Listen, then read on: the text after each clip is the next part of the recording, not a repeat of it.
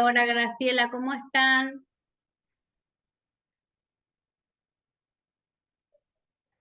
A ver, no, están muteados. Me parece que están Manuel muteados. está muteado. Ahí Sí. le estaba contando a Ricardo, Manuel, que sos de México. Con él nos conocimos el año pasado cuando viajé a Rotterdam. Ah, qué lindo, sí, qué ¿Sí? encuentro. Qué, Mm, qué, hermoso. qué, qué fructífero que fue para vos y más para nosotros Obvio, que, tal cual. que Esto no tiene nosotros que ser también lo solo para vivimos. mí. No, Más no. vale, claro que sí. eh, Así los, como, así como Elías que viajó hace poco a Turquía, que hoy lo invité para que ah, se suma. Ojalá que se pueda sumar. Hola Nico, ojalá. ¿cómo estás? Hola amigos, ¿cómo están desde México? ¿Cómo estás, Manuel? Un abrazo grande. Qué bueno que te sumaste. ¿Cómo han estado? ¿Todo bien? Muy bien, por suerte. Qué bueno, qué Acá bueno. estamos. Pues aquí atento Bueno, para genial. un poco más de la experiencia en Argentina. Buenísimo, buenísimo. Para los que se suman, Manuel Casamayor es de México, tiene su hija con enfermedad de Gaucher y él también Ah, forma parte de la IGA, de la Alianza Internacional. Hola, hola a todos. hola, ¿qué tal? ¿Cómo están todos ustedes? Muy bien, doctor. Un A alguien gusto. más que es de Guatemala. Ojalá que se puedan sumar. ¿Cómo les va? Esperamos. ¿Cómo estás, Guillermo? Muy bien, muy bien. Saludos a Me todos. alegro. Es lindo encontrarse con gente amiga, con gente que le gusta y que lucha por estas enfermedades. Así que Y re acá contento estamos de estar con todos. ustedes. Bueno, mil gracias. Mil gracias por haber aceptado. Sé que están trabajando muchísimo. Hola, Bárbara, también ahí te veo en tu Ah, foto. sí, está con los Gracias por niños. sumarte, igual que Nicolás, pero me parece que era una muy buena ocasión para ayudarnos entre nosotros, para ayudar a quienes no tienen mucha información sobre la enfermedad, para seguir difundiendo, para que otros doctores o que están en la carrera o que también tienen pacientes con enfermedad de Gaucher y están conociendo la patología, me parecía muy bueno para que ustedes que ya son especialistas puedan ayudar a otros también. Así que si Por quieren, supuesto. esperamos, son 12 y 3 minutos, 2 minutitos más y arrancamos, ¿les parece? Lo que vos digas, nosotros estamos a la disposición de ustedes. Bueno, mil gracias. Ahí está Nadia, Sarria también, que no tengo el Hola, gusto. hola a todos, ¿cómo va? ¿Cómo estás, Nico? Muy bien, contento de Bueno, participar. gracias. Es un lujo ver que la Hola, doctora buen día. Soberón Buen la día. vemos dos veces, la Hola, doctora Bárbara. Soberón. La vemos de frente y de perfil. Ah, Ah, mira. despidiendo a Mira sus qué niños. bueno. Mm, Ustedes con el delantal. Yo recién me lo saqué. Vine corriendo así del jardín, me saqué el delantal y termino el Zoom y me voy de vuelta hasta el jardín hasta las 5 de la tarde. Oh, Porque desde el jardín con los chicos no puedo, no se puede, por más que yo no, pida permiso y esté en dirección tranquila, pero entran, salen, me piden cosas. No, no se puede. no, no Así se que puede. Y los hago niños esto. demandan y en extremo. Obvio, los niños, los padres que también necesitan cosas, no se puede. Así que, Por lo menos los niños, uno los tolera. A los padres creo que es difícil. y Es bueno, difícil, es difícil. los doctores lo deben saber muy bien. Estamos viviendo Claro. épocas difíciles donde la gente también lo está pasando mal y entonces hay que tener mucha paciencia.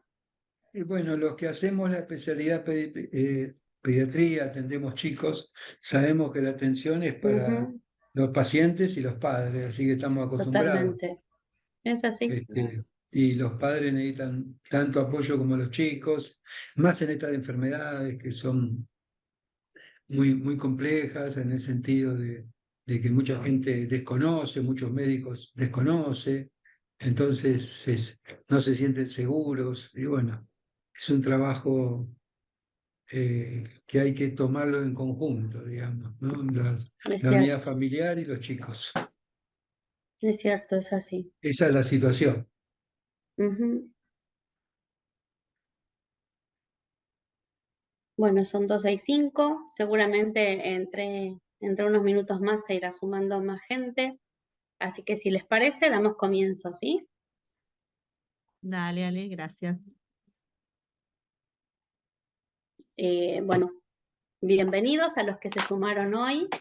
Principalmente agradecemos al Hospital El Cruce, que nos da esta posibilidad de poder unirnos en distintas partes del mundo a través de un tema, de una enfermedad, de una patología, y a través de ALAPA, que también hace la gestión para que nosotros en este momento, Alianza Lisosomal Argentina, tengamos la oportunidad de poder ayudar a muchas personas.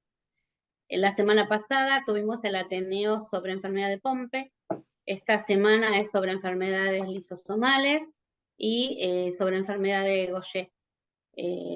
Por eso invitamos a los especialistas que tenemos, a los grandes especialistas que tenemos en nuestro país, tanto la doctora Bárbara Soberón como el doctor Nicolás Fernández Escobar, como el doctor Guillermo Drelichman, quienes son grandes especialistas en este tipo de enfermedades, quienes son grandes referentes en nuestro país, y qué mejor oportunidad para aprovecharlos hoy de esta tan rica posibilidad de escuchar sus explicaciones y todo lo que nos van a ir enseñando para que nos sirva para nuestras patologías y bueno, y ojalá que haya también especialistas que se puedan sumar para que en un futuro les sirva cuando tengan la posibilidad de atender, ¿no?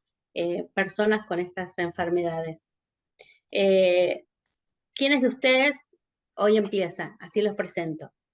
Voy a empezar yo. Bien. Entonces le damos la palabra al doctor Guillermo Drelichman. Él es jefe de hematología del Hospital Gutiérrez, coordinador del Grupo Argentino de Enfermedad de Gaucher.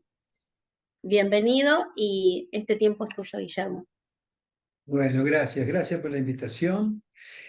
Y estuvimos pensando entre los tres en hacer algo diferente en esta reunión. Porque una de las preocupaciones más grandes que tenemos, los que nos gusta esta patología, es el diagnóstico temprano, es el diagnóstico precoz. Cuando uno hace un diagnóstico temprano en cualquier enfermedad, las posibilidades de complicaciones son menores, las complicaciones muchas aparecen porque los diagnósticos son muy tardíos y es algo muy común en las enfermedades lisosomales. Por ejemplo, el Gaucher, si uno mira en Argentina, la media de que una familia recorre a muchos médicos es de 8, 9, 10 centros antes del diagnóstico. Y hay pacientes que han tardado 20 años en hacerse el diagnóstico. Eso trae muchas complicaciones, es porque la enfermedad ya está muy desarrollada, las complicaciones óseas son importantes. Entonces nosotros pensamos, charlando con colegas de Europa, de España, por ejemplo, cómo podemos dar vuelta a esta situación, en Italia también, con el proyecto Capellini, cómo podemos ver y pensamos cuál es el signo o síntoma más frecuente de dos de las enfermedades que vamos a hablar hoy. Y sin ninguna duda, el signo más frecuente es la splenomegalia, es decir, el vaso grande. Yo sé que creo que hay médicos y también hay gente escuchando que no es médica, entonces voy a tratar de tener una dialéctica un poco más simple. Entonces, en dos de las enfermedades que vamos a ver hoy, el primer síntoma es la esplenomegalia. Y la pregunta es, de las consultas hospitalarias, ¿cuántas son por esplenomegalia? Y desde ya que yo le digo que parece bajo, 0,3%. Estos son registros internacionales, europeos y americanos. ¿Y cuántos quedan sin diagnóstico? Es decir, el vaso grande. Bueno, hay muchas causas muy comunes, pero hay un grupo que queda sin diagnóstico y es un 10 a 15%, que no es despreciable. Para darle una magnitud a esta problemática, yo les explico, por ejemplo, ponemos de ejemplo los 3 hospitales pediátricos que hay en Argentina, los más importantes en la capital. Si yo sumo lo que las consultas que ven por año en el Hospital de Niños, en el Hospital Elizalde y en el Garrahan, tenemos la suma de... A ver, no sé por qué no pasa. Ahí está. De 1.800.000 consultas anuales. Yo le dije que el 0,3 de las consultas hospitalarias son por esplenomegalia. Si damos esta visión macro, son más de 5.000 por año. Y yo le dije que 10 a 15% quedan sin diagnóstico, es decir, que son 800 por año. Ustedes saben que con el diagnóstico tardío está muy relacionado al subdiagnóstico que hay en estas enfermedades. Estas enfermedades, hay muchísimos pacientes caminando en la calle sin saber que son Gaucher. ¿Por qué? Porque nadie le hace el diagnóstico. Entonces, si entramos por la esplenomegalia, hay 800 pacientes al año que en teoría, según las estadísticas, pueden tener esplenomegalia sin diagnóstico. Es decir, que nadie sabe el diagnóstico. Y si yo me fijo en adultos, 3 hospitales muy importantes, como es el Álvarez, el Argerí y el Fernández, pasa lo mismo. Hay más de 700 esplenomegalias que quedan sin diagnóstico. Entonces, las esplenomegalias, primero hay que definirlas, porque no todo, digamos, al examen físico yo puedo ver que el paciente tiene esplenomegalia, sin embargo, lo importante es como mínimo hacer pues, una ecografía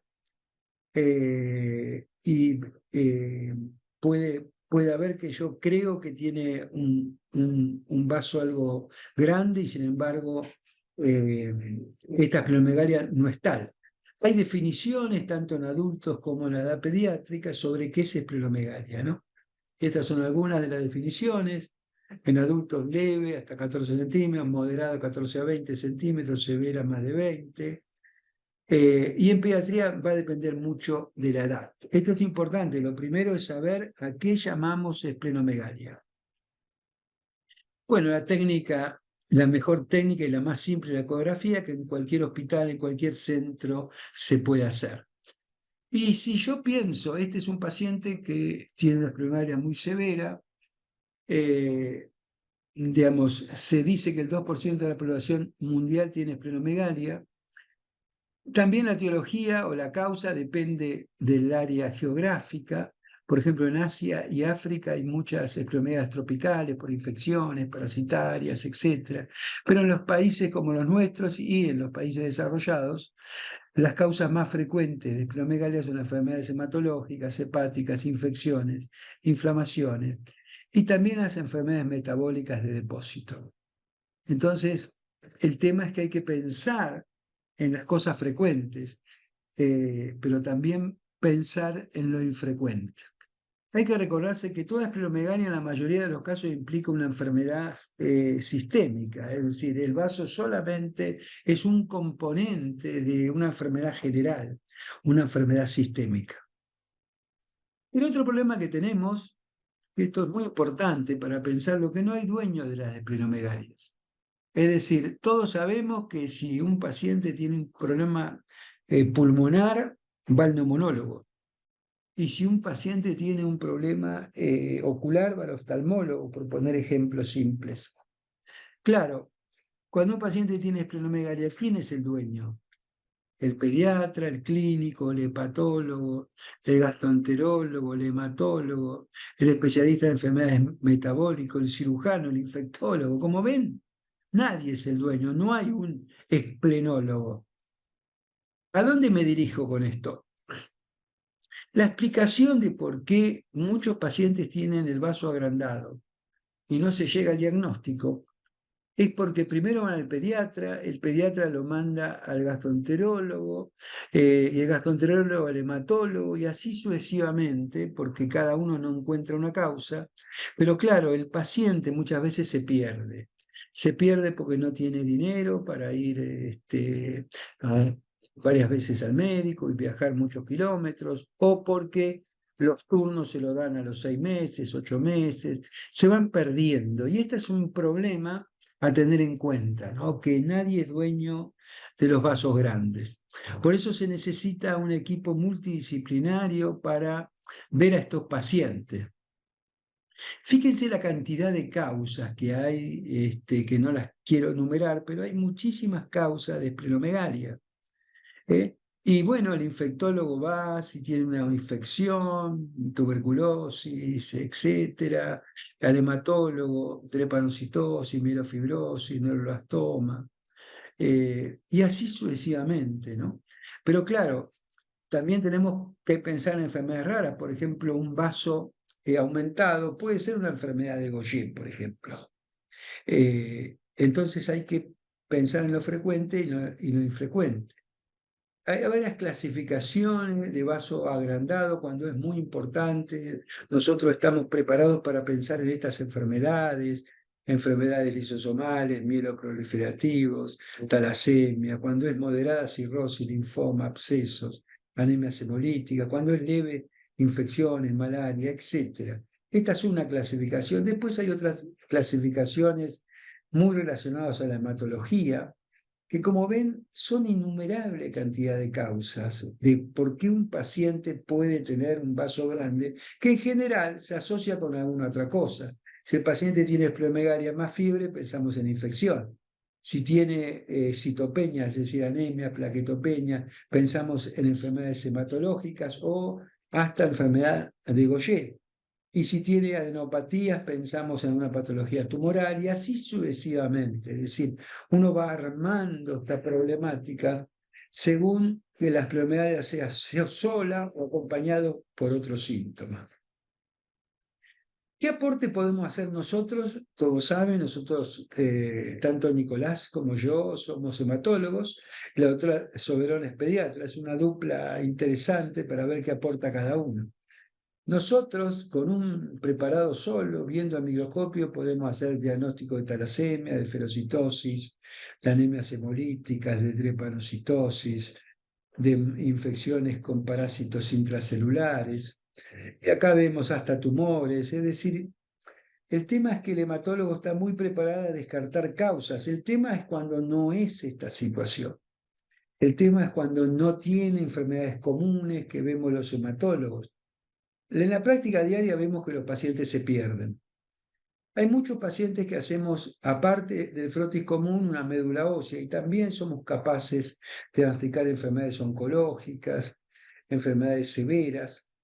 El tema es justamente esto, cuando no es, la esplenomegalia no es hematológica, no es infecciosa y no es oncológica, ahí nos empezamos a poner nerviosos, ¿no? ¿Qué es? ¿Qué es? Y es ahí cuando invitamos a todos los colegas a pensar en enfermedades poco frecuentes. Fíjense, por ejemplo, estas series son interesantes porque muestran una cantidad importante de pacientes con esplenomegalia. Por ejemplo, la primera a mi izquierda, casi 450, y encontraron que el 9% de estas esplenomegalia estuvieron sin diagnóstico. Fíjense en la segunda, con 129, 130 pacientes, el 20% de estas esplenomegalia estaban sin diagnóstico. Y en la serie de Capellini, el grupo italiano, el 11% de las esplenomegalia estuvieron sin diagnóstico. ¿Cómo ven? ¿Cómo ven? Muchas de las esplenomegalia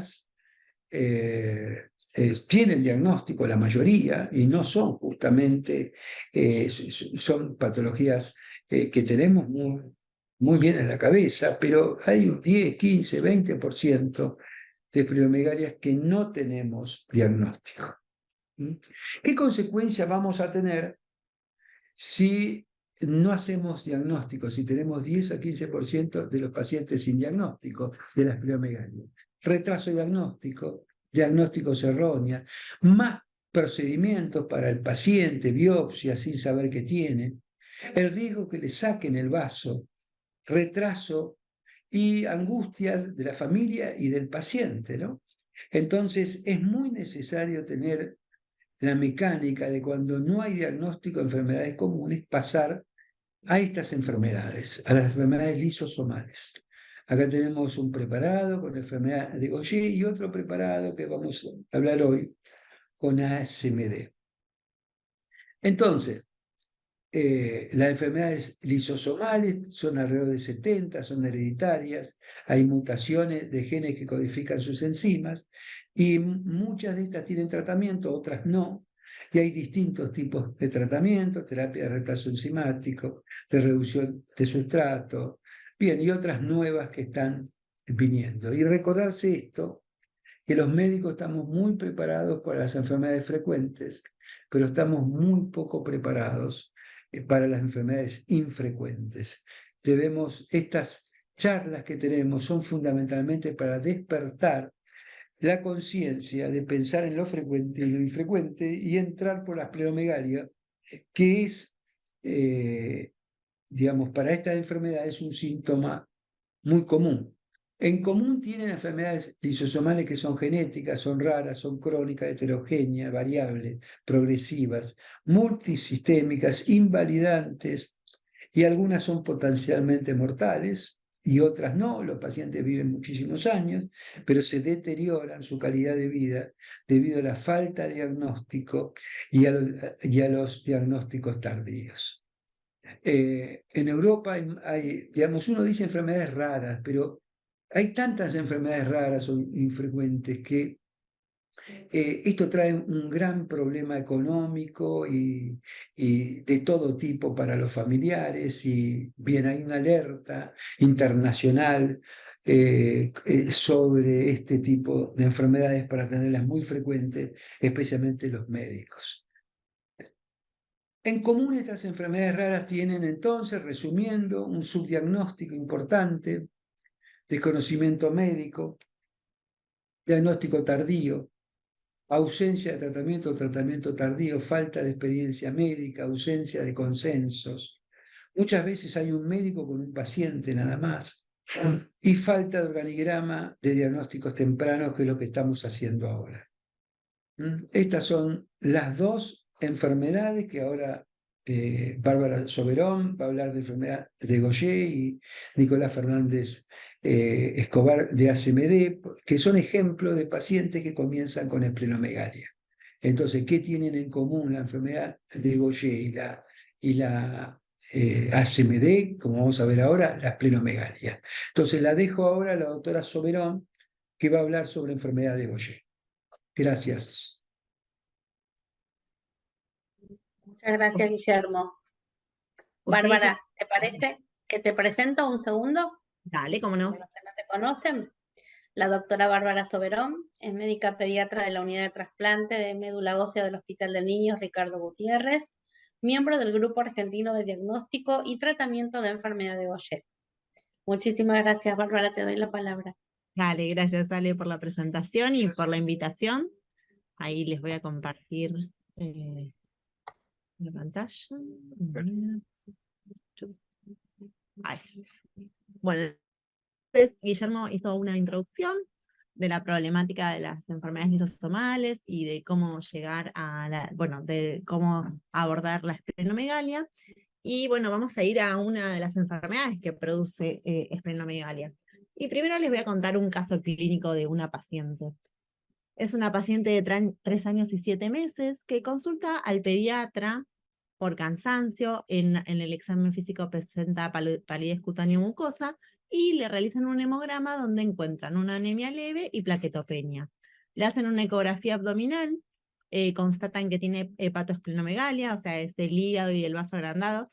O sea, aclaro porque hay algunos pacientes acá, gente que no es médica, y empiezan a estudiarle algunas enfermedades virales y le da positivo para hepatitis A. Entonces asumen que este cuadro se debía a hepatitis A, la paciente vuelve a su domicilio, pero luego de 6 meses la paciente vuelve a consultar porque persiste con los síntomas.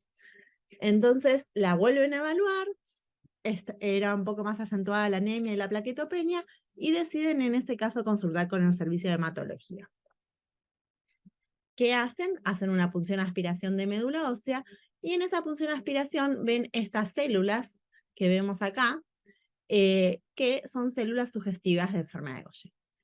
Si bien el diagnóstico no lo podemos hacer con una punción aspiración de médula ósea, le solicitan un dosaje enzimático y el dosaje enzimático da disminuido, por lo tanto la paciente tiene enfermedad de Gaucher. La paciente comienza el tratamiento y como es una enfermedad que también puede darse en los hermanos, hay que estudiar a todos los hermanos del mismo papá y mamá, le hacen el estudio al otro hermano, pero el hermano no tenía la enfermedad. Bueno, y la paciente comienza con su tratamiento. Entonces, volviendo a la enfermedad de Gaucher, es una de las enfermedades lisosomales más frecuentes. Como les dije recién, es una herencia autosómica recesiva. Esta significa que a todos los hermanos del mismo papá y mamá hay que estudiarlos cada vez que diagnosticamos un paciente. El depósito de los glucocerebrósidos en esta enfermedad predominantemente se da en el sistema monocito macrofágico. Es importante saber que la prevalencia en la población general es una enfermedad, o sea, como dijo Guillermo, es una enfermedad huérfana, poco frecuente, es de 1 en 40.000 a 1 en 120.000, pero es mucho más frecuente en la población judía ashkenazi, donde hay 1 cada 800 que presentan esta enfermedad. El cuadro clínico puede ser muy variado, tenemos distintos tipos de enfermedades de Gaucher, la tipo 1, que es la más común y la más leve, la tipo 2, la más severa, neurológica, que se da en pacientes muy pequeñitos, y la tipo 3, que es la crónica neuropática.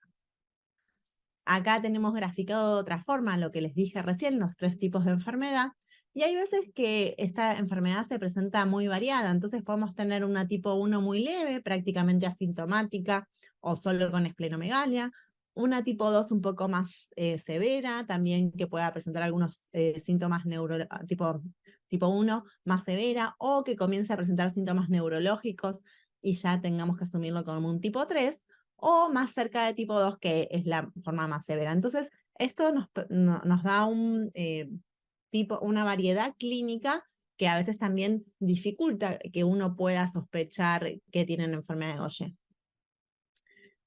Bueno, la enfermedad de Gaucher se puede presentar en cualquier etapa de la vida, pero si bien se puede presentar en cualquier etapa, es mucho más frecuente en la edad pediátrica.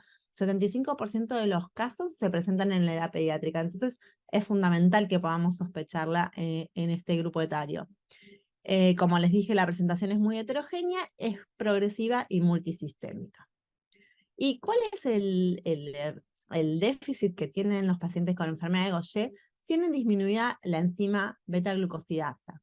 Esta enzima va a hacer que la glicosilceramida aumente y se acumule en el sistema monocito macrofágico. Entonces, ¿cuáles son los órganos que van a estar afectados? Como dijo Guillermo, la esplenomegalia no solo tienen el vaso agrandado, sino que también pueden tener el hígado agrandado. Pueden presentar varios síntomas óseos, que ahora vamos a ver más adelante cuáles son, y también pueden presentar citopenias, principalmente anemia y plaquetopenia. Acá podemos ver en este cuadro cuál es la frecuencia con que los pacientes presentan los síntomas al diagnóstico.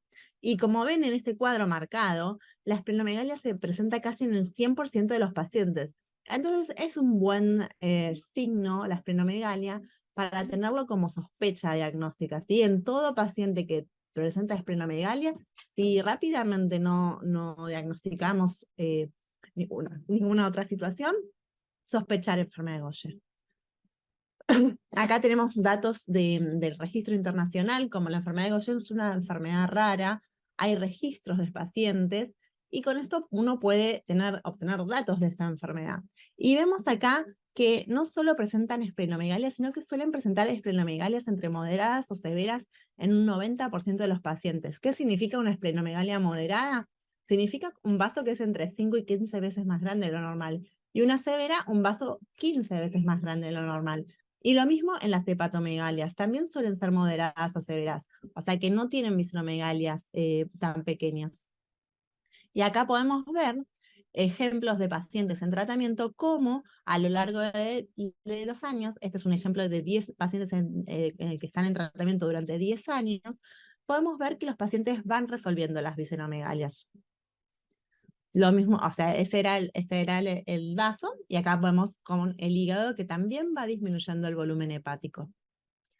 Con respecto a la enfermedad ósea, es muy importante para los pacientes con enfermedad de Gaucher la enfermedad ósea, porque como les mostré previamente, por ejemplo, las visceromegalias resuelven fácilmente con la medicación. Sin embargo, en la enfermedad ósea tenemos algunos signos y síntomas que son reversibles y otros que no lo son. Por ejemplo, la falla en la remodelación ósea, que es la deformidad de matraz de Lermeyer, que es el primer dibujito ahí que tenemos, una vez establecida ya no se puede recuperar. La osteopenia o la infiltración de médula ósea, eso sí puede recuperarse. Sin embargo, la osteonecrosis y las crisis óseas son irreversibles. Entonces, por eso todos los esfuerzos que hagamos para hacer un diagnóstico precoz va a hacer que los pacientes no debuten con estas lesiones al inicio y entonces puedan tener una mejor calidad de vida. También en los pacientes pediátricos suelen presentar un retraso en el crecimiento, ¿sí? Que habitualmente se encuentran dentro del percentilo 8. Entonces acá vamos a ver un poquito más detallado cuál es la frecuencia con la cual los pacientes presentan estos signos y síntomas. Fíjense que un 50% de los pacientes se presentan con dolor óseo, pero un 88% tienen infiltración de médula ósea, que esa es la lesión ósea que es reversible, que una vez que uno implanta el tratamiento puede revertir e ir mejorando. Acá podemos ver la deformidad matraz de Lermeyer. Vemos como la parte distal del fémur se parece al frasco que está acá en el dibujo, ¿sí? Si bien esta deformidad no es exclusiva de la enfermedad de Gaucher, también se puede presentar en estas otras enfermedades que les pongo acá. Después acá podemos ver infartos óseos, que a veces en las radiografías uno no lo puede evidenciar tan fácilmente, y por eso estudiamos a los pacientes con resonancias que vemos en esta resonancia, y esta sería una lesión irreversible. Una vez que tienen los infartos, ya ese hueso no se recupera. Vemos la osteonecrosis, es bastante frecuente la necrosis avascular de cadera. Y vemos acá, por ejemplo, un ejemplo de fractura que no son tan frecuentes, pero bueno, pueden suceder también. Con respecto al tratamiento, bueno, el tratamiento con enfermedad de Gaucher rápidamente mejora el dolor óseo y va revirtiendo la infiltración, pero requiere de un tratamiento instituido a lo largo del tiempo y un buen cumplimiento. Acá podemos ver cómo a lo largo del tiempo pacientes en tratamiento disminuyen el dolor óseo y mejoran la densitometría y la densidad mineral ósea. Con respecto a la presentación pediátrica, yo les dije que un 75% de los pacientes se presentan durante la edad pediátrica, y si bien tienen la misma signo-sintomatología, es mucho más frecuente y más severa las visceromegalias, el hígado y vaso agrandado, que en la presentación adulta, y son menos frecuentes los síntomas óseos. Por lo general, lo que manifiestan es retraso del crecimiento, pueden tener osteopenia, pero es muy infrecuente que presenten algún infarto o necrosis ósea en la edad pediátrica. Acá podemos ver cómo también la respuesta al tratamiento en la edad pediátrica es buena, tanto de las visceromegalias como de las citopenias, mejoran el recuento plaquetario, la hemoglobina, el volumen del hígado y del vaso. Y también vemos acá, como les dije yo, que tenían un retraso en el crecimiento, que pueden estar alrededor del percentilo 8 y pueden mejorar con el tratamiento y encarrilarse según la talla objetivo genética. Entonces, un poquito, además de contarles con respecto a la enfermedad de Gaucher, queremos contarles qué camino llevamos recorrido en Argentina con respecto a esta enfermedad. Como les dijo Guillermo, hay un gran problema de subdiagnóstico en todas estas enfermedades raras y enfermedades huérfanas, y entonces, ¿qué se puede hacer para mejorar esta sospecha diagnóstica en los pacientes que se presentan con estas enfermedades? Acá podemos ver que entre el 90 y el 2000 había en Argentina 110 pacientes, y actualmente hay en Argentina 378 pacientes diagnosticados. Como dijo Guillermo también, antes había grupos aislados de hematólogos o algún médico de hematólogo adulto o pediátrico, un solo médico que tenía un paciente. No había consensos publicados de enfermedad de Gaucher, no había base de datos, los pacientes no estaban adecuadamente estudiados a lo largo de los años, y había alrededor de un 50% de los pacientes que contaban con tratamiento. Entonces se realizó un plan de trabajo para la enfermedad de Gaucher. Se hizo conocer primero en el hospital y en Argentina, que acá en el hospital se estableció un grupo especializado en enfermedades huérfanas. En el año 2005 se creó el Grupo Argentino de Diagnóstico y Tratamiento de Enfermedad de Gaucher, tratando de nuclear médicos que atiendan esta patología y poder acompañarse entre sí en el seguimiento de los pacientes y unificar criterios. Se comenzaron a hacer charlas sistemáticas en toda la Argentina para que los médicos puedan conocer la enfermedad de Gaucher y puedan saber cuándo sospecharla y diagnosticarla. Se creó un registro argentino de enfermedad de Gaucher, donde nosotros podemos tener los datos del seguimiento de los pacientes. Se realizó un consenso argentino de enfermedad de Gaucher y ya vamos por el 5º consenso que hemos actualizado este año. Tenemos una base de datos nacional de los pacientes con enfermedad de Gaucher y del seguimiento a lo largo de los años, y se establecieron distintos proyectos que ahora les voy a contar. Somos todos los médicos que formamos parte del Grupo Argentino de Enfermedad de Gaucher. Como ven, somos más de 100 médicos y también hay bioquímicos, que el objetivo principal es entender la prevalencia, la presentación, el manejo, el tratamiento y el seguimiento de esta enfermedad en Argentina. Y acá podemos ver en esta línea de tiempo cómo desde el 2005, que se creó el Grupo Argentino de Diagnóstico y Tratamiento de Enfermedad de Gaucher. Terrible, no sé cómo se dedique.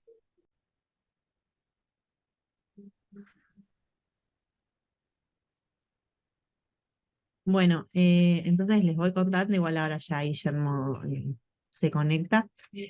Como decíamos, el plan de trabajo que hicimos para poder realizar un mejor diagnóstico y seguimiento de la enfermedad de Gaucher, primero hicimos conocer este grupo especializado en enfermedades huérfanas en el hospital y luego en el resto de Argentina. Se creó el Grupo Argentino de Diagnóstico y Tratamiento de Enfermedad de Gaucher en el año 2005. Se comenzaron a hacer este tipo de charlas sistemáticas en toda la Argentina para mejorar la sospecha de enfermedad de Gaucher. Se creó un registro argentino de enfermedad de Gaucher, se realizaron varios consensos, una base de datos nacional y varios proyectos que ahora les voy a comentar. Les comenté también que, de todos estos éramos el Grupo Argentino de Diagnóstico y Tratamiento de Enfermedad de Gaucher. Somos más de 100 médicos que trabajamos juntos en el manejo y tratamiento de los pacientes. Y en esta línea de tiempo les mostraba todo lo que fuimos haciendo, ¿no? Desde el año 2005 que se creó el Grupo Argentino de Diagnóstico y Tratamiento, en el cual había 112 pacientes nada más, sin base de datos ni conocimiento de los pacientes argentinos. Y después, a lo largo del tiempo, hasta ahora, en el año 2023, fuimos haciendo varias publicaciones de consenso con actualizaciones, que este año salió la última actualización. Hicimos también varios trabajos con médicos muy reconocidos del exterior, por ejemplo el doctor Mistri, que nos ayudó a hacer la secuenciación de los genes de la enfermedad de Gaucher. Con todo esto del proyecto óseo, empezamos con el proyecto óseo, que hacíamos estudios anuales a todos los pacientes, y hicimos una publicación que después les voy a comentar. Y también participamos de varios ensayos clínicos, ensayo clínico de Eliglustat. Entonces les contaba esto. Seguimos. Entonces, con los proyectos en los que hemos estado trabajando, que les comentaba, infusiones domiciliarias, proyecto óseo y algoritmos diagnósticos, muchos de los pacientes que por ahí están acá conectados participan de infusiones domiciliarias. Desde el 2012 existe la posibilidad de que los pacientes reciban el tratamiento en la casa. Esto ayudó un montón a los pacientes porque muchas veces tenían problemas para ir a infundirse hasta los hospitales, hasta las instituciones. Imagínense que el tratamiento de estos pacientes es cada 2 semanas en forma endovenosa. Y se vio que, durante este programa, desde el 2012 hasta el 2023, ingresaron 121 pacientes al tratamiento domiciliario. Y la verdad que fueron seguras las infusiones domiciliarias, ya que no hubo eventos adversos severos, solo un 13% de eventos adversos leves, que fue alguna erupción en piel, náuseas o dolor en el sitio de punción. Y comparando las metas terapéuticas, las metas terapéuticas que tienen los pacientes con enfermedad de Gaucher son lograr un nivel adecuado de plaquetas, de hemoglobina, no tener lesiones óseas, mejorar las visceromegalias. Y esto pudimos mejorar, se notó que con la mejoría de la adherencia en el plan de infusiones domiciliarias, fíjense que los pacientes tenían un 50% de adherencia cuando hacían las infusiones en las instituciones, versus un 88% cuando comenzaron a hacerlo en el domicilio. Y esto hizo que mejorara en forma estadísticamente significativa la infiltración ósea, que mejoraran los biomarcadores, la chitotriosidasa y la liso-GL1, y si bien el resto de los parámetros mejoraron, las citopenias, los volúmenes óseos, no era estadísticamente significativo.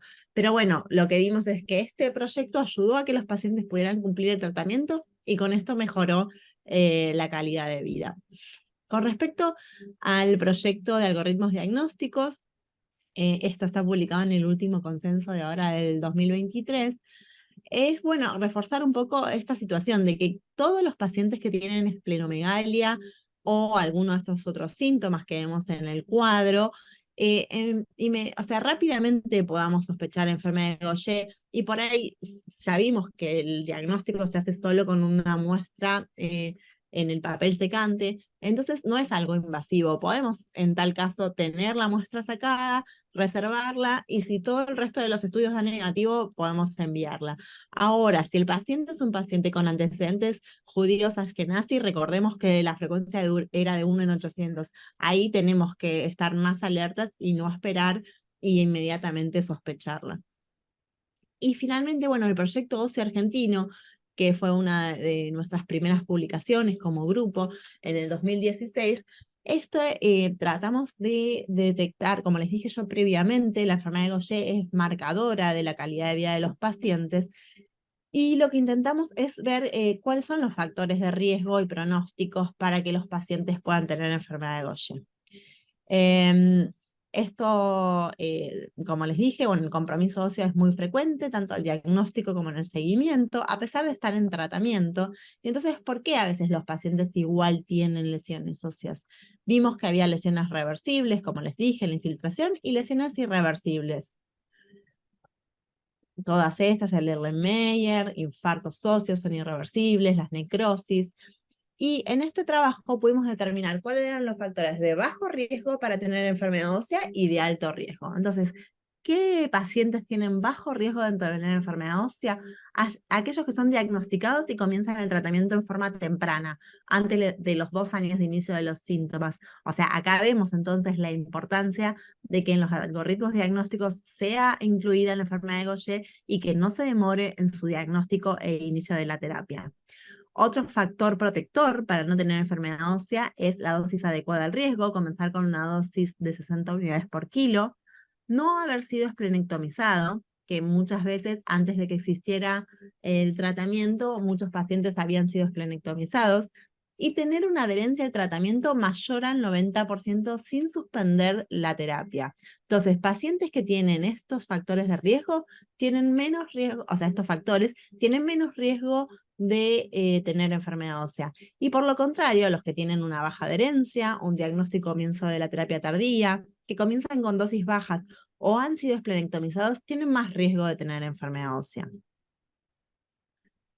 O sea que esto nos plantea en qué podemos trabajar en estos pacientes, en hacer un diagnóstico temprano, comenzar rápido la terapia a una dosis adecuada y no suspender la terapia. Y la infiltración, como les dije, es la única lesión ósea que es reversible. Y en este paciente, en este ejemplo, podemos ver cómo en el año 2016, ustedes ven que está un poco más oscuro la resonancia, el fémur, mientras que luego se va aclarando. Este aclaramiento significa que el paciente se desinfiltra, lo que reduciría luego el riesgo de que tenga alguna lesión ósea que sea irreversible. Acá podemos ver también cómo no solo mejora la infiltración, hacer un buen tratamiento, sino también podemos ver cómo en los años en que ha tenido menos adherencia, las 2 primeras por ahí son más claritas, las que siguen son más oscuras, o sea que ahí el paciente subió la liso-GL1 y esto se debe a que se trató peor. O sea, acá vemos un paciente que ha tenido fluctuaciones en el tratamiento. Entonces, cuando hace bien el tratamiento, baja la liso-GL1 y baja la infiltración, y cuando hace mal el tratamiento, aumenta la liso-GL1 y aumenta la infiltración. Vemos acá, por ejemplo, una lesión ósea irreversible, que es el Erlenmeyer. A pesar de hacer el tratamiento, esto ya no se recupera una vez que está establecido. Y en este paciente podemos ver cómo a lo largo de los años, sin una buena terapia, se ha ido infiltrando cada vez más. Y que las lesiones óseas de necrosis son irreversibles y esas que están establecidas, a pesar de que haga el tratamiento, no mejoran. Sí podemos prevenir que salgan nuevas lesiones. Lo mismo sucede con la necrosis avascular de cadera. Una vez que está establecida la necrosis avascular de cadera, no revierte. Y finalmente, otra de las publicaciones, este es un trabajo que realizamos con el doctor Mistry, un médico muy reconocido de Estados Unidos que se dedica a enfermedad de Gaucher, y lo que hicimos es la secuenciación del genotipo, o sea, cuál es la mutación que encontrábamos en los pacientes con enfermedad de Gaucher en Argentina. ¿Y qué pudimos encontrar en estos pacientes? Bueno, la mutación más frecuente encontrada en nuestros pacientes fue la N370S, que es la más frecuente también mundialmente, pero lo interesante es que la asociación, o sea, el genotipo más frecuente, o sea, sepamos que todos tenemos 2 mutaciones de cada, o sea, 2 alelos de cada gen.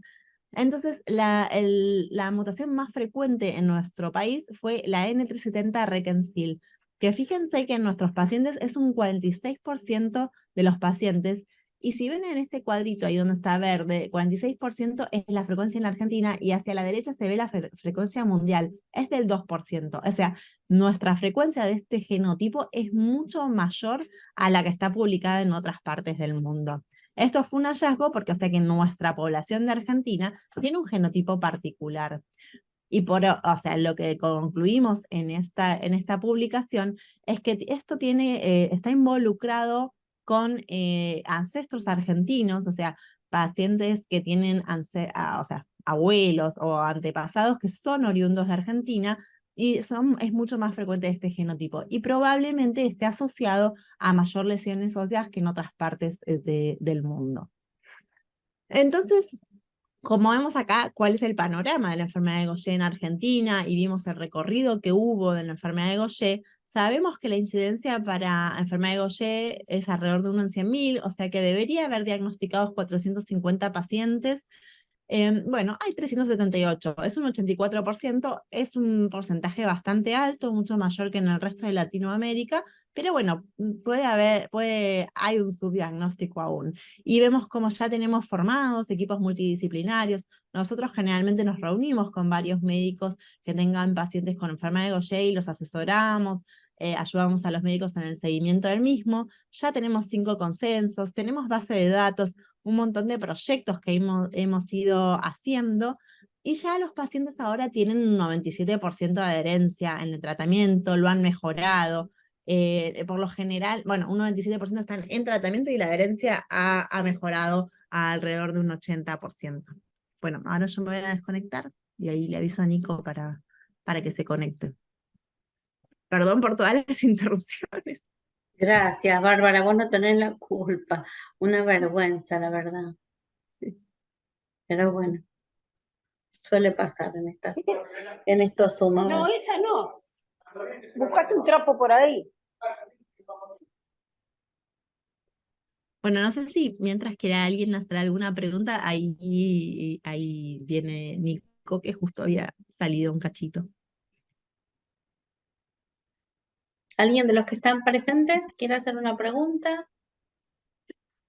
Sí, yo quizás quería comentarles que, como vieron, la enfermedad de Gaucher en un momento dado aparece, y aparece en general con la esplenomegalia. Entonces, lo que nosotros tratamos es, por un lado, de insistir en el diagnóstico temprano, que toda esplenomegalia que no tenga una causa clara, sospechar estas enfermedades. Y por otra parte, mostrar lo que mostró Bárbara, que es toda la evolución que hicimos en todos estos años con la enfermedad de Gaucher. Argentina se ha convertido internacionalmente en un foco muy importante de estudios para la enfermedad de Gaucher, y todos estos proyectos que la doctora mostró son internacionalmente muy nombrados, especialmente el proyecto de infusiones domiciliarias es el más grande que hay en el mundo. Son más de 400 pacientes, todas las enfermedades lisosomales que se infunden en su domicilio. Y por otra parte, el proyecto de ocio también es se está haciendo en muchos países de Latinoamérica, en muchísimos, porque es una forma de estudiar bien a los pacientes y tenerlos claramente en la evolución. Ahora lo que nos va a mostrar Nico es la otra de las enfermedades que es muy importante porque dentro de muy poquito viene una medicación específica y hay muy pocos pacientes diagnosticados. También comienza con esplenomegalia, hay varias variantes y lo que queremos simplemente es alertar a la población general y a los médicos, pensar también en lo que se llama Niemann-Pick. No sé si está ya Nicolás. Sí, sí, ahí se está Bárbara. conectando. Ah, Ya lo bueno. tengo. Bueno, bárbaro.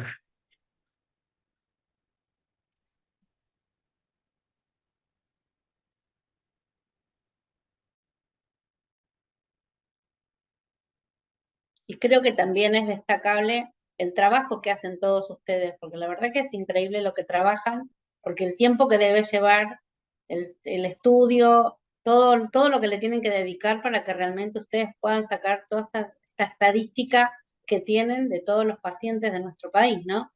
Esto deben ser Claro, años y años. sí. Lo que pasa que en el caso particular mío, yo me acuerdo cuando allá en el 2010, 2009, los pacientes no se podían estudiar. Muchos pacientes que están en los hospitales, no había resonadores. Entonces pensamos que la mejor forma era tratar que todos los pacientes tengan la oportunidad, porque si utilizan una medicación tenemos que saber cómo funciona, cómo anda. Entonces Tal insistimos cual. mucho, ahí está Nicolás ya, Sí. insistimos mucho y peticionamos muchísimo para que todos los pacientes tengan esta oportunidad. Bueno, Nicolás va a seguir con la segunda enfermedad. Así que, Nico, ¿Cómo les va? ¿Se escucha bien? perfecto. Perfecto. Bueno, Nico, antes que empieces, te presento brevemente para los que no te conozcan. Nicolás Fernández Escobar es hematólogo pediatra, también del Hospital Gutiérrez, trabaja en la enfermedad de Gaucher desde el año 2009. Listo, Nico, la palabra muy es bien. tuya. Acá Bárbara dice que me escucha perfecto, pero porque está atrás mío. Así que, No vale bueno, eso. yo un poco quería partir de esta foto porque sé que Barbie recién la mostró. Resume lo que estabas charlando recién vos con Guillermo, Ale, que es la capacidad que ha tenido el grupo argentino, en este caso de enfermedades de Gaucher, pero también podría ser el grupo argentino de esplenomegalia, de ir todos juntos por una enfermedad, por obviamente mejorar desde pasos iniciales de diagnóstico hasta lograr, como recién vos relatabas, juntar en una base de datos todos los datos que tenemos de los pacientes y sacar conclusiones que no solamente le sirven a la Argentina para conocer los tipos de pacientes que tenemos, sino que le sirven al mundo. Vos sabés que eh, desde todos lados del mundo nos están mirando para ver qué podemos decir, qué podemos aportar en enfermedad de Gaucher. Así que nosotros Siempre. agradecidos y esta es un poco la imagen que muestra la realidad de la enfermedad de Gaucher, pero bueno, yo quería comentarles que hay otras realidades. Eh, yo voy a ser muy rápido. Este es uno de los casos que nosotros tenemos a partir de esplenomegalia y en algunos casos de plaquetopenia, chicos en donde nos hacemos como esta pregunta. ¿La esplenomegalia será por infección, que es lo más común? ¿Será por, desgraciadamente, infiltración, alguna enfermedad oncológica? ¿Será por congestión, cuando el corazón es el que de alguna manera genera esa sobrecarga en el vaso? ¿Será por algún caso de desregulación inmune, como es el caso de las inmunodeficiencias? ¿O será, como en el caso de las enfermedades lisosomales, porque nuestro sistema retículo endotelial no está funcionando adecuadamente? El caso es que siempre nos vamos a enfrentar a este tipo de opciones, que son muchísimas. Todas estas dan esplenomegalia, todas estas se pueden presentar como manifestación inicial con esplenomegalia, y la idea es que nosotros tengamos lo que se está proponiendo, es no solamente pensar en Gaucher, sino también pensar en otras patologías. En el caso de esta pacientita que se hizo su biopsia de médula ósea porque no se llegaba al diagnóstico, fueron las células de depósito que se ven ahí en el aspirado las que hicieron pensar en enfermedades lisosomales. Vos las conocés, algo ya se mencionó hoy, son un grupo no tan grande de enfermedades, como 40 aproximadamente, en donde por supuesto son todas hereditarias, como la herencia en muchas de ellas no es dominante, sino que es recesiva, desgraciadamente hay mucho portador dando vuelta, eso hace que después, cuando dos portadores se juntan, existe la posibilidad de tener un paciente con la enfermedad, ya sea cualquiera de las lisosomales, y por suerte, con Gaucher a la cabeza, tenemos, como dice ahí en el gráfico, diferentes estrategias de tratamiento. Las más comunes, las más estandarizadas son terapia de reemplazo enzimático o la terapia oral con reducción de sustratos. ¿Qué es lo que deberíamos empezar a conocer acerca de esta enfermedad que, bueno, que nosotros le vamos a decir en español, la ASMD, obviamente en inglés es ASMD, y cuando uno quiere usar el nombre concreto de la enfermedad debería decir déficit de fingomilinasa ácida. A diferencia de la enfermedad de Gaucher, en donde hubo un médico francés, Philippe Gaucher, que descubrió esta enfermedad, que en realidad se equivocó porque creía que tenía un cáncer en el vaso, esa famosa paciente en 1882. En este caso no va a quedar un nombre de una persona, porque si bien ese nombre existe, que es Niemann-Pick, es la asociación de dos investigadores, un médico y un patólogo, que en algún momento le dieron nombre a una entidad que hoy se sabe que son dos entidades. Entonces no vamos a poder contar con la enfermedad de Niemann o la enfermedad de Pick o Niemann-Pick. Vamos a tener que llamarla SMD, porque obviamente ese es el nombre que describe el defecto enzimático de esta patología. Y está bueno este gráfico porque ustedes pueden ver qué cerca que está la enfermedad de Gaucher de ASMD. Están prácticamente compartiendo productos metabólicos, la ceramida, están por supuesto en el sistema retículo endotelial, a la vez en ASMD están también en otros tipos de células, por lo cual ya vamos a ver, las manifestaciones clínicas pueden ser más floridas, pero las dos se tratan de defectos en la síntesis de una proteína. Como ustedes saben, y lo dijo Barbie seguro, la enfermedad de Gaucher es la beta-glucosidasa, en la enfermedad de SMD es la esfingomilinasa. Son dos proteínas que tienen función de enzima, que se heredan de forma autosómica recesiva, es decir que vamos a tener casos de chicos con enfermedad de Gaucher o enfermedad de SMD, y que van a tener hermanos que sí y hermanos que no, seguramente tengan padres portadores, y va a ser importante también el screening a esos hermanos y el asesoramiento genético para los potenciales hijos de estos pacientes con ASMD. En ambos casos hay un acúmulo del sustrato que son los glucofingolípidos. En unos van a ver que es la fingomielina, en el otro es la glicosilceramida. Para el caso de ASMD, entonces tenemos que saber que esa fingomielina se va a acumular en un montón de tejidos y es la que va a dar las manifestaciones clínicas. Como decía yo hace un ratito, al principio entonces descubiertas por Niemann y Pick, se denominó de esa manera y se llegó a describir diferentes tipos, hasta Niemann-Pick A, B, AB, C, y en algún momento hasta hubo una D que tenía que ver con características específicas de una población europea. Hoy sabemos de esta enfermedad que hay que separarla de Niemann-Pick C, porque en esta enfermedad ASMD, el defecto, como les dije hace unos minutos, es una proteína que funciona mal, y en cambio en Niemann-Pick C el defecto es en el transporte del colesterol. Así que hay que olvidarse de Niemann-Pick C desde el punto de vista fisiopatológico, y lo que hoy más importa es el punto de vista de tratamiento, porque tenemos tratamiento para Niemann-Pick AB y B, o sea, tenemos tratamiento para ASMD, y no hay un tratamiento tan específico para Niemann-Pick C, que la vamos a dejar de lado. Lo que tenemos que saber es que van a ver que hay algunos órganos que van a estar involucrados en ASMD, que se parecen muchísimo a los órganos involucrados en Gaucher. El hígado, la médula ósea y la producción de sangre, el vaso, los pulmones, que en Gaucher es raro pero no es imposible, y el sistema gastrointestinal, que es algo más común de ASMD, y que puede ser heterogénea y que podemos ver desde niños con la enfermedad hasta adultos con la enfermedad.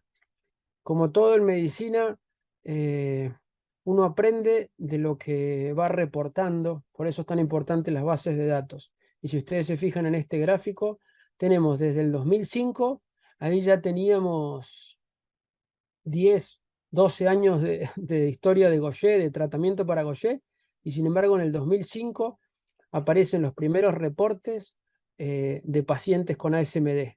Son muy poquitos casos, 29, 59, en donde en esa etapa lo que uno aprende es a darse cuenta qué manifestaciones tienen los pacientes, qué edades tienen los pacientes, cuál es la calidad de vida de los mismos, cuánto tiempo, si hay afectación de la mortalidad. Es una etapa que también transcurrió la población de pacientes con Gaucher y que los reportes de esa época del registro internacional, que vos conocés bien, Ale, seguro, nos enseñaron un montón. Lo que decía Barbie, decía Guillermo, había tipo 1, tipo 2, tipo 3, en los niños, la talla. Bueno, esto viene pasando desde el 2005 en ASMD. Y tenemos en el 2021, por ejemplo, por primera vez, trabajos prospectivos, ya obviamente un protocolo de investigación con una droga, con terapia de reemplazo enzimática, ya que cada vez a nivel global, podríamos decir, estamos más cerca de empezar a hacer algo grande, de hacer algo significativo. Y lo importante también es ver qué va a hacer la Argentina, qué va a hacer el grupo de médicos que está muy entusiasmado en enfermedades lisosomales. Acá le podemos poner más porcentaje a los órganos que sabemos que se involucran, y la esplenomegalia juega un rol fundamental. Más del 90% de los pacientes van a tener esplenomegalia, algo muy parecido a Gaucher. Por eso se termina transformando en una puerta de entrada muy valiosa a la hora de sospechar esta entidad. Vamos a ver que hay hepatomegalia en más del 70%. Fíjense que dice más del 80% tienen enfermedad pulmonar. Lo que pasa es que muchas veces es bastante asintomática. Entonces, si bien el porcentaje es grande, no es tan fácil darse cuenta. Es como cuando decimos en Gaucher, no sé, el 90% de los pacientes tienen infiltración en la médula. Sí, pero eso muchas veces no tiene síntomas, la mayoría. Hasta que no se acumula y te da un infarto o dolor óseo, ¿cómo te das cuenta que alguien va por la calle con infiltración en la médula? Bueno, con ASMD es difícil darse cuenta que hay adultos que tienen compromiso pulmonar y no están consultando, o consultan con síntomas muy sutiles. Lo mismo con las plaquetas, 50%, y problemas gastrointestinales, más del 75%. Ese es el espectro de manifestaciones. Si uno intenta dividirla, es importante, así como fue importante en Gaucher, tipo 1, tipo 2 y tipo 3, acá vamos a tener tipo A, tipo AB y tipo B. Y vuelve a jugar un rol lo agudo o lo crónico de los síntomas y el compromiso neurológico, al igual que en Gaucher tipo 1, tipo 2 y tipo 3. Vamos a tener un inicio temprano, el tipo A, que es cuando la enfermedad, probablemente la mutación, que también hay muchísimas mutaciones en esta entidad, es la mutación más agresiva. La enfermedad entonces es agresiva, el comportamiento es de temprana edad y desgraciadamente va a ser una de las cuentas pendientes, como todavía hoy lo es en Gaucher tipo 2 y tipo 3, el compromiso neurológico, el deterioro rápido y la poca expectativa de vida. Después queda un tipo AB, que es una mezcla del A con el B. También son pacientes pediátricos, pero las manifestaciones neurológicas son más lentas, no son tan importantes, y estos pacientes tienen una expectativa de vida mayor, llegando hasta la adultez media. Y después viene un tipo muy importante, que son los tipo B, que de alguna manera es como si fuera la semejanza con Gaucher tipo 1, los que no tienen compromiso neurológico, que pueden comenzar a la edad pediátrica o en adultos, que prácticamente el compromiso es muy leve desde el punto de vista neurológico y que la sobrevida es muy prolongada. Este es el desafío porque sabemos hoy que existe terapia de reemplazo enzimático para AB y B. O sea que así como en algún momento con Ceredase en el año 91, con Cerecim en el 94, con drogas orales hace unos años, se cambió la calidad de vida de los pacientes con Gaucher, se está buscando cambiar la calidad de vida de pacientes con SMD. Pero como ya lo remarcó Guillermo, primero hay que sospecharlo. Y primero hay que encontrarlos, hay que diagnosticarlos, y eso solamente se puede hacer entendiendo y buscándolos. Acá ven un poco los 3 tipos, acá ven un poco características de los tipos AB y B, que son los que van a tener tratamiento. También hay defecto del crecimiento, están todas las características. La complicación ósea no es tanto desde el punto de vista relacionada a la infiltración, sino a la osteopenia y a la osteoporosis. O sea que ahí hay un punto clave de diferencia. Por ejemplo, me imagino haciendo la resonancia, encontrar más osteoporosis de este lado en SMD y más infiltración en Gaucher. Estos son todos los órganos, yo no quiero ser tan profundo, pero fíjense, tenemos algunas características en ASMD que son distintivas. El patrón de perfil heterogénico de la afectación cardíaca, el colesterol, los triglicéridos, todo eso en Gaucher no lo vemos y lo vamos a ver en SMD, y es un punto clave de diferenciación. Como les decía, la parte pulmonar también, la esquelética de manera diferente, y pareciéndose mucho, como lo muestra este gráfico en el cuadro resaltado en rojo, tenemos hepatoesplenomegalia en los dos, anemia en los dos, plaquetopenia en los dos. Por supuesto, si hay anemia hay fatiga en los dos, más allá de otras características. Dolor de hueso en los dos, dolor abdominal en los dos, más común en ESMD, retraso del crecimiento en los dos. O sea que hay una zona sombreada en donde podemos tener un paciente que hoy hemos aprendido mucho de Gaucher, y yo creo que ya muchos médicos argentinos sospechan Gaucher, pero capaz que en algún momento descartamos Gaucher, y sin embargo en ese momento no pensamos que podía ser esta otra entidad. Y capaz que lo era, y capaz que se quedó sin diagnóstico, y capaz que todavía hoy anda dando vueltas. Entonces fíjense qué importante es empezar a tenerlo en cuenta ahora que podemos hacer algo significativo por esta población de pacientes. Con respecto, y para terminar, el método diagnóstico es muy sencillo, es el mismo, es la funcionalidad enzimática que podemos obtener de un papel de filtro como método de screening. Y acá más o menos entonces yo termino para que Guillermo de alguna manera concluya lo que a nosotros nos parece un desafío enorme con una ventaja. Guillermo nos enseñó a todos los médicos del país a trabajar en equipo, a formar un grupo y bueno, y a generar algo valioso para la comunidad de pacientes. Así que lo dejo acá, Guillermo. Gracias, Nico. Bueno, yo voy a terminar un poco para contarles por qué unimos estas dos enfermedades. Bárbara le mostró todo lo que hicimos en todos estos años con Gaucher. Fíjense que pasamos de 110 pacientes a 378. Gracias a los distintos trabajos, pero nos llevó muchos años. Y hoy en ASMD estamos como en Gaucher al principio.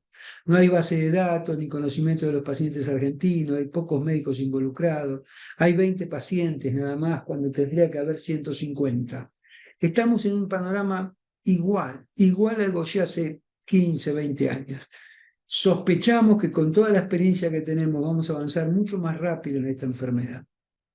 Y por eso nosotros, junto con grupos de España, nos unimos para hacer un plan estratégico, tanto en España como en Argentina, para el diagnóstico de enfermedad de Gaucher y ASMD, pero un programa temprano, un programa educacional, y por eso estamos dando charlas en toda Argentina para que pacientes que tienen esplenomegalia puedan ser estudiados, que los médicos piensen en esta enfermedad. Por eso estamos haciendo reuniones educativas iguales que esta, y planteamos un estudio epidemiológico de esplenomegalias de origen desconocido, es decir, que todo paciente con esplenomegalia sin diagnóstico se hagan un papel de filtro para diagnóstico temprano de estas dos enfermedades. Nosotros ya este año hemos ya dado más de 10 charlas con distintos auditorios de distintas provincias Y esta queremos agradecer a la Asociación de Pacientes, es una gran oportunidad y a los médicos que están interviniendo en esta reunión para que se sumen a este proyecto, para que se comuniquen con nosotros, para que todo paciente con esplenomegalia que no tenga un diagnóstico claro, se sacan tempranamente un papel de filtro, una gota, para ser estudiados. Yo lo llamo un proceso de multiplicación de los estudios. Antes sacábamos el papel de filtro solamente a contados pacientes. Hoy hay que hacerlo a muchos pacientes. De esa forma vamos a tener diagnósticos. Es importante que cada médico que esté participando en esta reunión piense o que hable con sus pediatras, sus clínicos, sus médicos generalistas, que toda esplenomegalia que no tenga un diagnóstico claro, se saquen el papel secante, se acerquen a la doctora Sanofi, que ellos le van a dar material y van a retirar para enviarlo a los centros de diagnósticos correspondientes. En España, por ejemplo, en 6 meses diagnosticaron 4 pacientes con Gaucher y 2 o 3 ACMD. Entonces, esta es una gran oportunidad de concientizar a los profesionales para que toda esplenomegalia sin diagnóstico sea sacado una muestra. El objetivo es individualizar a pacientes tempranamente, individualizar a centros y médicos tratantes para posteriormente formar, así como formamos un grupo argentino de diagnóstico y tratamiento de enfermedad de Gaucher, hacer lo mismo, absolutamente igual con la ASMD, es decir, formar un grupo.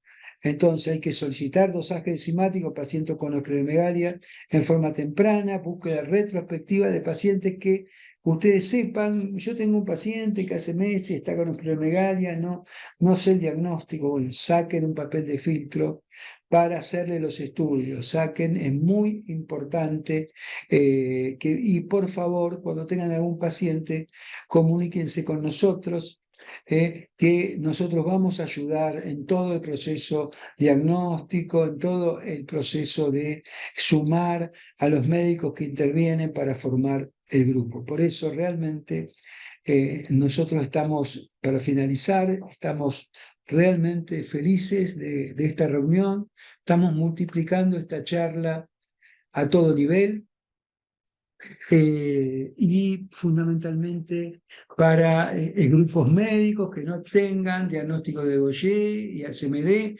para que se junten a este proyecto, ese proyecto DIGAS.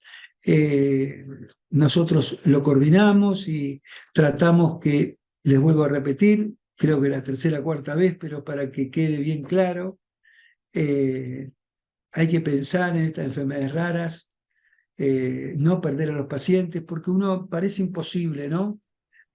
Parece imposible que un paciente con estas enfermedades tarde años en años en diagnosticarse.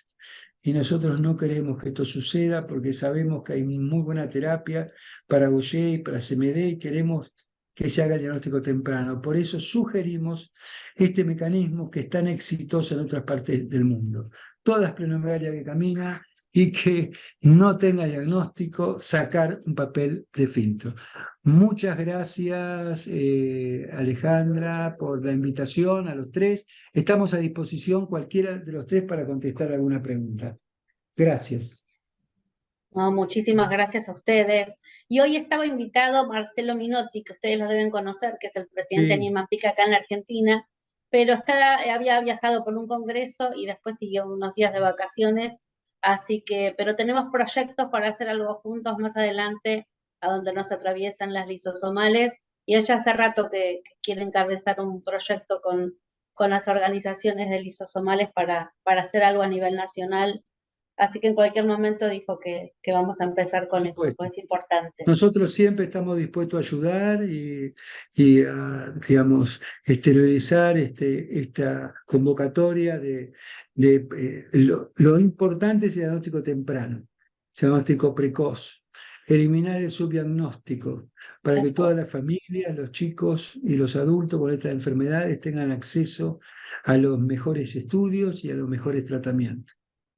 Así que bueno, Claro, más aún sabiendo si va a haber un tratamiento, que mejor, ¿no? sí, probablemente en diciembre, noviembre del año que viene, que falta muy poquito para el año que viene, vamos a tener un tratamiento nuevo.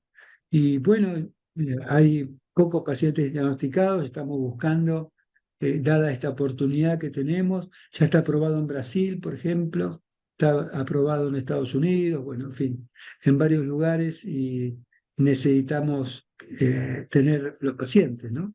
Conseguir los pacientes. Obvio, claro. Bueno, bien, buenísimo. Bueno, ¿alguna pregunta que quieran hacerle a los doctores? Aprovechen.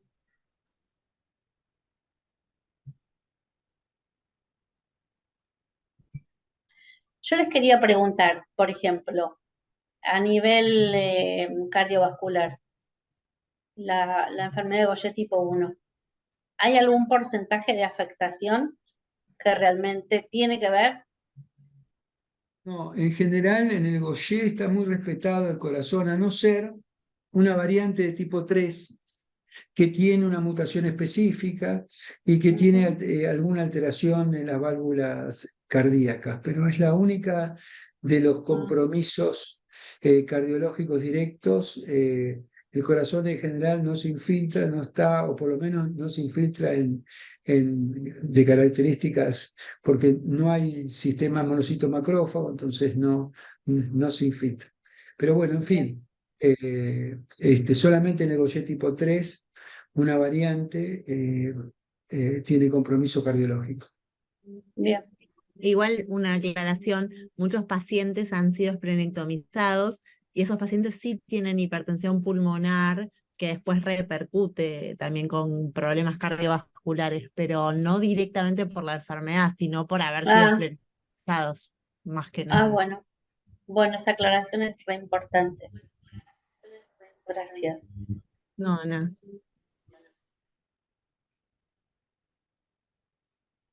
¿Quién quiere preguntar algo? Ya los conocen a los doctores. ¿Quién quiere preguntar algo?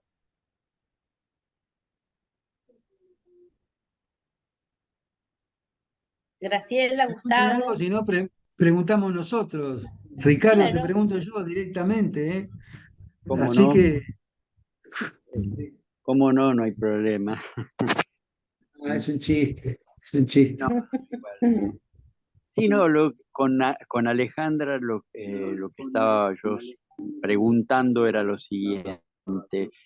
Yo todavía creo tendría que hacerme algún estudio para saber exactamente que si soy tipo 1. Yo supongo que soy tipo 1 de Gaucher porque,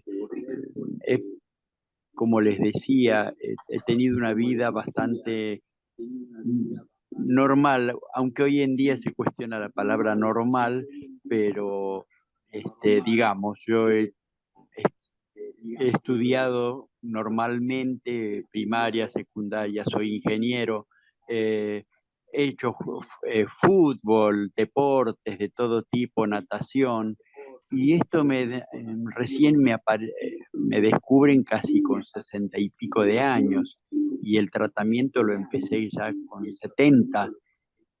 De todos modos, hubo una recuperación en eso de tanto de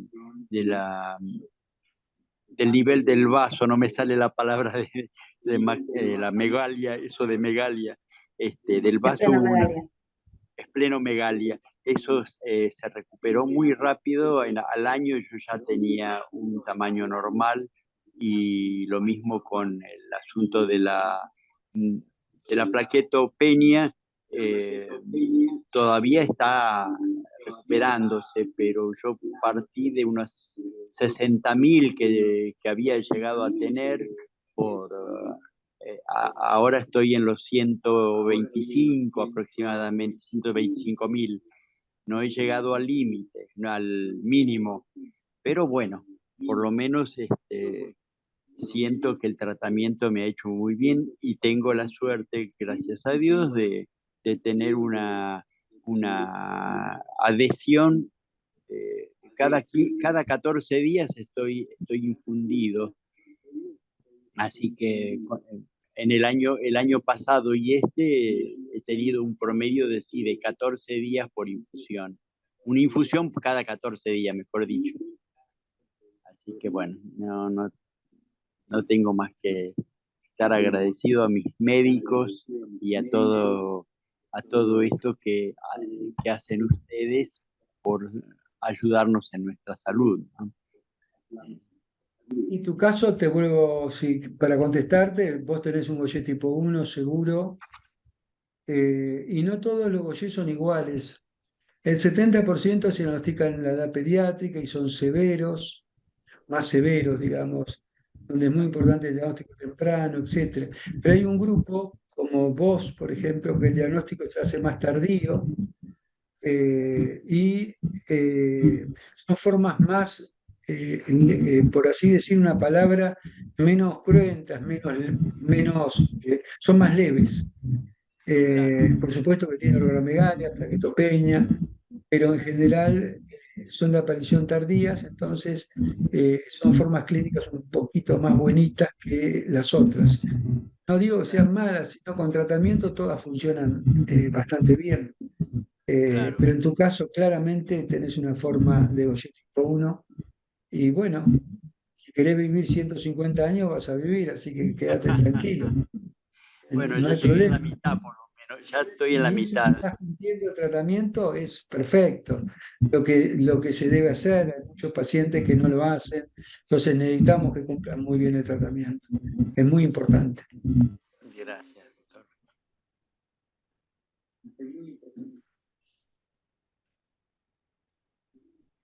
Graciela, Gustavo, tiene la oportunidad.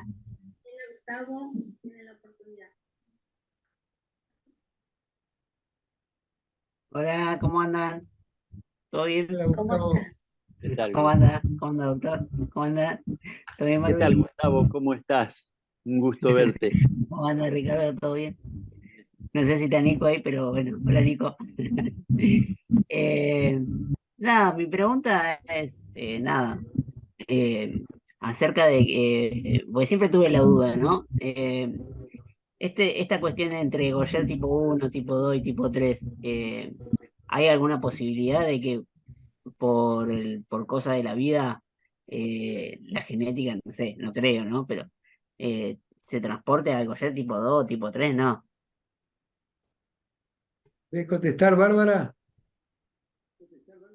Sí, bueno, hola Gustavo, ¿cómo estás? ¿Cómo anda, Gordi? Eh, bueno, en realidad no es que la genética cambia, ¿sí?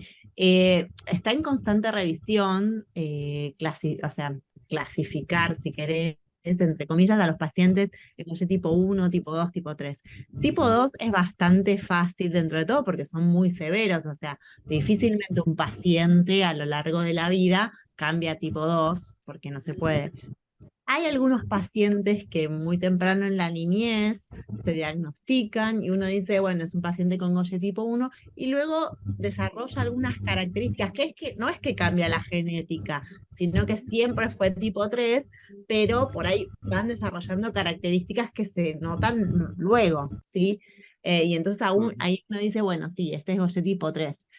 Eh, Después, ya en la edad adulta es más difícil que uno pueda decir, ah, este paciente no es tipo 1, sino tipo 3, Ah, porque ya está más establecido. Sí hay nuevas clasificaciones y por ahí hay algunas cosas ahora más leves que se consideran tipo 3, pero muy, muy sutiles, ¿sí? O sea, en vos no pensaría en eso. Quédate tranquilo. Pero bueno, sí es verdad que ahora como se están investigando tratamientos para enfermedad de Gaucher tipo 3, uno también está mucho más atento, porque recordá que el Gaucher tipo 3 tiene compromiso neurológico que las otras medicaciones hasta ahora no llegan a resolver esa situación. Y claro. como ahora hay medicaciones que podrían empezar a resolver las situaciones neurológicas, uno por ahí está más atento a eso y hay algunos pacientes con enfermedad de Gaucher tipo 3 con síntomas muy sutiles que haciendo algunos estudios neurológicos específicos uno puede ver si son o no, pero eso hay que ir viéndolo caso por caso. Claro. Ahí va. Claro, sí, sí. Siempre fue mi duda de si en algún momento se puede llegar, no creo. Digamos, igual ya me respondiste que no. pero digamos, a llegar a tener una patología neuronal, digamos, que afecte desde el tipo 1 al tipo 3. O sea, no.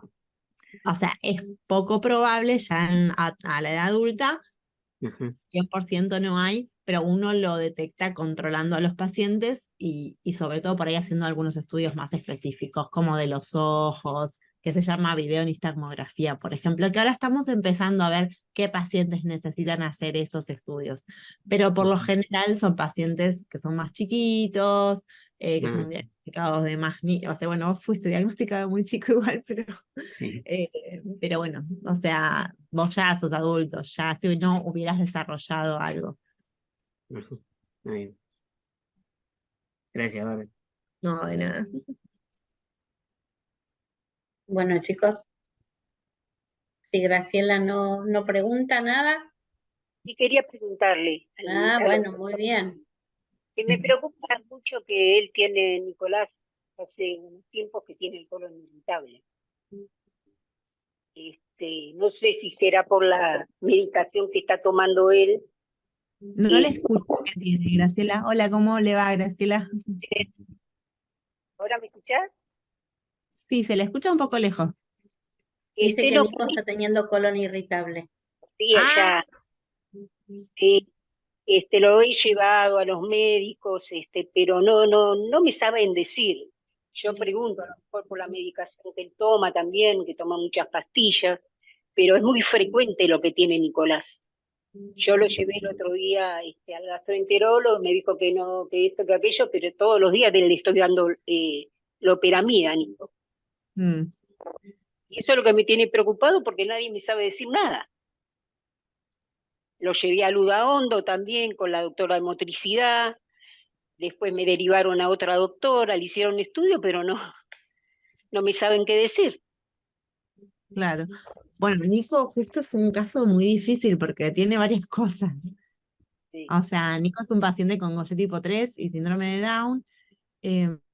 Y bueno, él y también tiene hipotiroidismo, me parece, ¿no? No sí, me sí, acuerdo. sí, ahora sí engordó como 14 kilos, sí, sí, sí.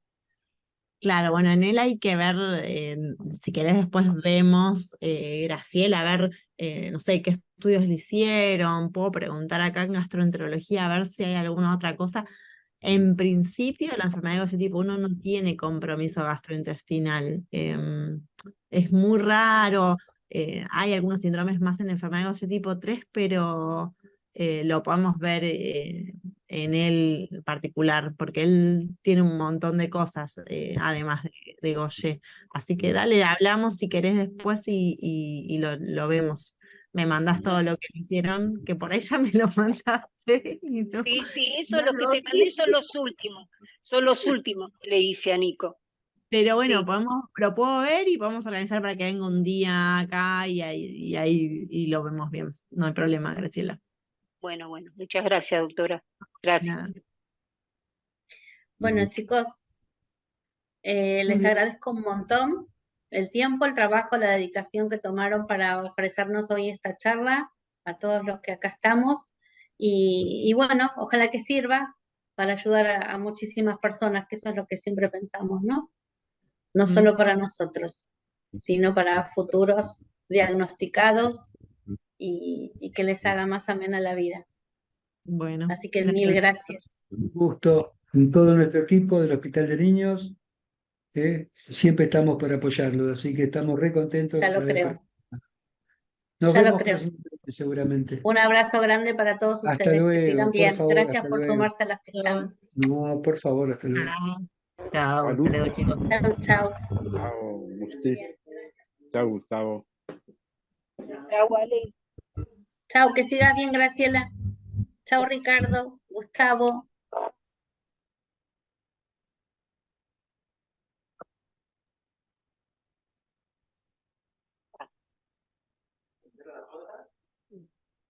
Le pregunté a la doctora, Paula, la doctora,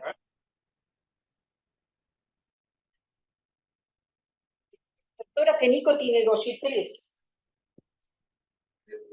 Viste que está el 1, el 2, el 3, Nico tiene el Gaucher, porque le dije de que el colon irritable de Nico, lo he llevado, nadie me sabe decir nada. Sí. Y bueno, me dijo, mira, Nico, bueno, tiene síndrome de Down, tiene muchas cosas, Nico. Tiene Gaucher 3. Y bueno, le digo, y no me saben decir nada. Todos los días está tomando loperamida. Aparte, Nico tiene tiroides, sí, tiene tiroides. Claro, Pero el problema de Nico son las medicaciones, porque él agarra el colon irritable cuando le dan la medicación. Bueno, Por eso vamos a hablar con la doctora a ver si le puede bajar un poquito. no, pero